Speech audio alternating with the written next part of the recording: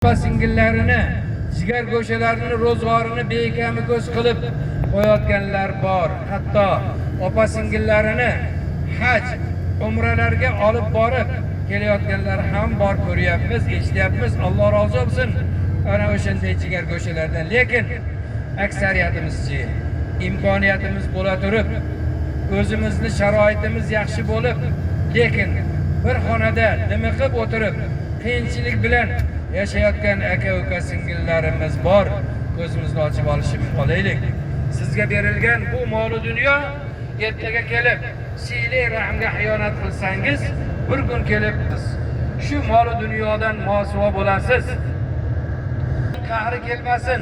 Shuning uchun shariatda siyli rahm degani aka-ukani boshini kattasi kattadek bo'lib qovuştirishlik, kichigi ana o'sha akalarga tobe bo'lib, hurmat, izzatini joyiga qo'yishlik. Bugungi kunda siyli rahmga eng katta putur yetkazadigan narsa nima bu?